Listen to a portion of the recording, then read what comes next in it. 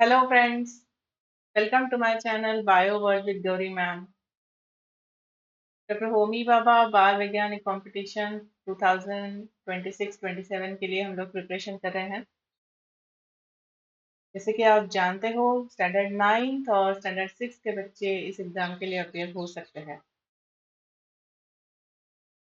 आज हम बात करने वाले हैं कॉमन मिस्टेक्स जो आप लोग करते हो, जो आपको नहीं करनी चाहिए, उनके बारे में।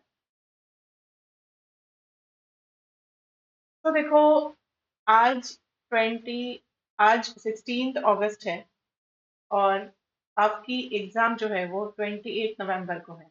हम लोग बात कर रहे हैं फर्स्ट लेवल एग्जाम की। तो मोटा मोटी अभी हमारे पास 3 मंथ्स है ना? सितंबर, अक्टूबर और नवंबर। तो इस पीरियड में आपको प्रिपरेशन किस तरीके से करना है, इसलिए आज का वीडियो को आपको एंड तक देखना है।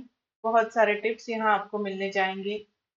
साथ में ही प्रिपरेशन में क्या गलतियां होती है और उसे किस तरीके से अवॉइड करना है, इसके बारे में भी मैं यहाँ बात करने वाली हूँ। तो आपको बस इतना करना है, वीडियो को ठीक से देखो, समझ लो मैं क्या कह रही हूँ और उस पर अमल करो। 3 मंथ्स टू गो, ठीक है। सबसे पहली बात आपको करनी है, रीड द क्वेश्चन केयरफुली। मैं जानती हूँ आप जिस जनरेशन में हो, जिस मीडिया के मतलब माहौल से भरे हुए हो, यहाँ पर आपको रीडिंग की प्रैक्टिस बिल्कुल ही नहीं रह रही। कंटिन्यूअसली आप रील्स देख रहे हो, कंटिन्यूअसली आपको वीडियोस अवेलेबल है हर चीज के लिए, और इस वजह से आपकी रीडिंग की प्रैक्टिस बहुत कम हो रही है। मगर ये सबसे सबसे इम्पोर्टेंट बात है और सबसे छोटी सी बात है जो बड़ा इफेक्ट देती है, क्योंकि क्वेश्चन अगर ठीक से नहीं रीड करते हो तो आप आंसर तक नहीं पहुंच पाते। ठीक है, रीडिंग एक स्किल है, उसे आपको डेवलप करना ही होगा। जहाँ पर कॉमा है, जहाँ पर फुल स्टॉप है, उसके हिसाब से आपको रीडिंग करते आना ही होगा। क्वेश्चन को आराम से ठीक से समझ के रीड करना है। ठीक है, तो देखो, अब बात करते हैं अवॉइड दीज मिस्टेक्स के बारे में। जैसे कि बहुत बार हम लोग क्या करते हैं, टेक्स्ट बुक मेमोराइजेशन पर फोकस करते हैं, जो किसी भी कॉम्पिटिटिव एग्जाम में बिल्कुल काम नहीं आता। तो क्या करना है, यहाँ पर आपको हर चीज को अंडरस्टैंड करना है, हर कंसेप्ट को क्लियर करके लेना है, तभी आप क्वेश्चन सॉल्व कर पाओगे। हो सकता है फिजिक्स के कुछ रूल्स हो, केमिस्ट्री के कुछ लॉज हो, फॉर्मूलाज हो, तो ये ऐसे क्यों? अगर सिंपल फॉर्मूला ले, density is equals to mass upon volume, तो इसमें density and mass is in a direct proportion, whereas density and volume is in a inverse proportion. मतलब क्या, ये आपको समझ में आना चाहिए। डायरेक्ट प्रोपोर्शन हो तब दोनों भी चीजें एक साथ बढ़ेगी, इनवर्स प्रोपोर्शन होगा तब एक चीज बढ़ेगी तो दूसरी चीज कम हो जाएगी। सीधी सीधी बातें हैं, मगर ये आपको फटाफट आपके दिमाग में आनी चाहिए। तो यहाँ पर ये सिर्फ काम का नहीं है कि आपको फॉर्मूला आ रहा है और आपके सामने क्वेश्चन आ गया तो आप उसे सॉल्व कर पाओ। So don't try to just memorize the things. Try to understand the concepts behind each law, each rule. फिर आपको करना है 8 और 7 की टेक्स्ट बुक से रिवीजन। इससे हम लोग कंसेप्ट के बारे में ही बात कर रहे हैं। 9th के लिए एग्जाम है, इसलिए ऐसा मतलब नहीं है कि 9th का ही सिलेबस आएगा साइंस का।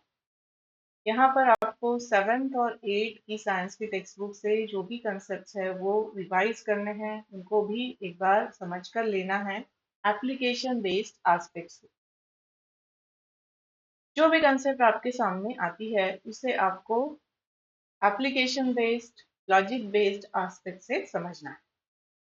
This is your foundation to to go through the to revise the concept from 7th and 8th science textbook. अब देखो, जब भी आपके सामने कुछ डायग्राम आती है, एक्सपेरिमेंट्स आते हैं, रीजनिंग, कैलकुलेशन, अनफैमिलियर सिचुएशन, तो इसको आपको किस तरीके से सॉल्व करना है ये समझ में आना चाहिए। मैं एग्जांपल देती हूँ आपको। हम लोग पढ़ते हैं WBC are responsible for the defence system of the world. ठीक है, ये हमें पता है। WBC जो होते हैं वो पैथोजन के अगेंस्ट फाइट करते हैं। अगर हमें क्वेश्चन में पूछा in a tuberculosis infection which cells will get activated, तो अभी जो हमने कंसेप्ट पढ़ी, WBC जो होते हैं वो डिफेंस मैकेनिज्म में काम करते हैं, इम्यून सिस्टम के लिए काम करते हैं। उसी के एप्लीकेशन बेस्ड हमें क्वेश्चन पूछा कि भैया ट्यूबरक्यूलोसिस का इन्फेक्शन हुआ है तो कौन से सेल्स एक्टिवेट होंगे। ऑब्वियसली आंसर WBC आएगा ना, लीवर सेल थोड़ी एक्टिवेट होंगे वहां। समझ रहे हो? इस तरीके से पढ़, जो भी पढ़ रहे हो उसका रूटीन लाइफ एप्लीकेशन कहाँ पर है। तो देखो, फोकस ऑन प्रैक्टिकल या ऑब्जर्वेशन कंपोनेंट। हमारी फर्स्ट लेवल एग्जाम है MCQ पैटर्न की, मुझे पता है, जहाँ पर आपको 100 MCQ सॉल्व करने हैं। मगर कई बार हमारी फर्स्ट लेवल एग्जाम में इमेजेस दी हुई रहती है, जहाँ पर समझ लो डिस्टिलेशन का सारा असेंबली उन्होंने दिया हुआ है, and they ask you which of the means क्या होता है इस असेंबली से, इस तरीके का क्वेश्चन बना हुआ है। तो इसके लिए आपको डिस्टिलेशन का जो प्रैक्टिकल है वो पता होना चाहिए। उसमें कौन कौन से एपरेटस, ग्लासवेयर्स यूज होते हैं, और क्या फंक्शन है, राउंड बॉटम ग्लास क्यों है, कंडेंसर क्या चीज़ है। ये सारी चीज़ें आपको पता होनी चाहिए ताकि आप थ्योरी के भी क्वेश्चन सॉल्व कर पाओ।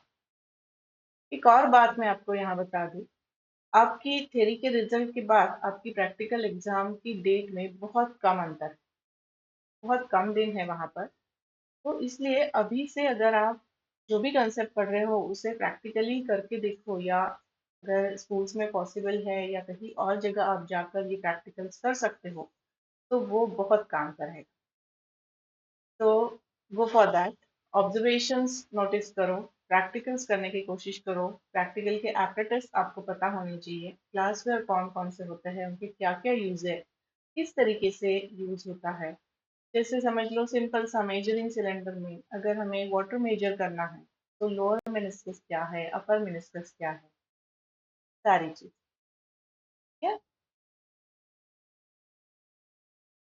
Next kind of mistake all of you most of the time that's, वो है calculation and unit mistake. Physics और केमिस्ट्री के क्वेश्चन सॉल्व करते वक्त फॉर्मूला आपको पता है, आप कैलकुलेशन कर लेते हो, मगर यू डोंट राइट यूनिट्स। तो ये मिस्टेक तो आप आपकी एकेडमिक्स में भी करते हैं।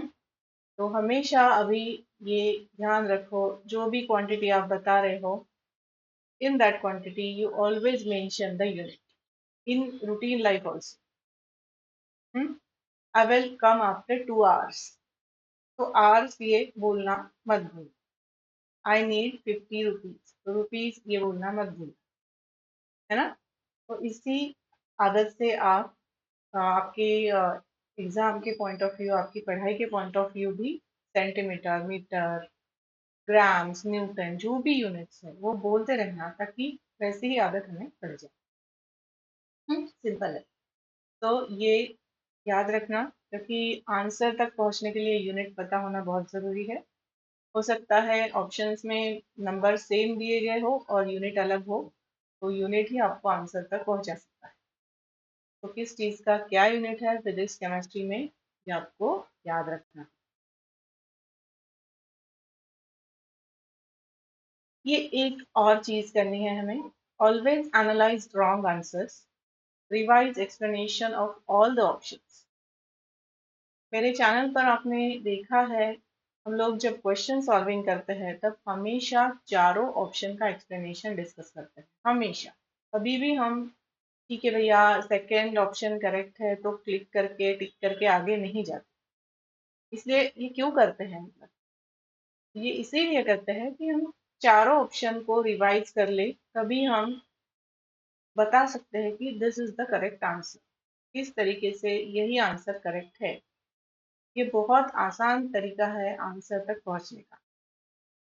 कई बार आप चार ऑप्शन पढ़ने के बाद दो ऑप्शन को कैंसिल भी कर सकते हो। अगर आपने सबसे मतलब शुरू में क्वेश्चन पढ़ लिया, ऑप्शन पढ़ लिए, तभी आपको पता चला कि ये दोनों आंसर तो हो ही नहीं सकते, तो उसको ओमिट कर दो। फिर बचे हुए दो में से परफेक्ट आंसर तक आप पहुंच जाओ। ठीक है। अगर अभी जब प्रैक्टिस कर रहे हो क्वेश्चन सॉल्विंग की, तब चार ही ऑप्शंस को आपको रिवाइज करना है। चार ही ऑप्शंस के बारे में आपको बात करनी है, डिस्कस करना है, समझ कर लेना।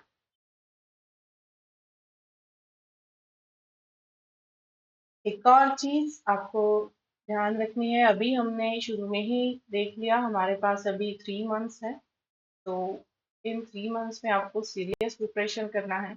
ऐसा नहीं होगा कि लास्ट मंथ में आप सारी पढ़ाई कर लोगे और आप क्वालिफाई करोगे।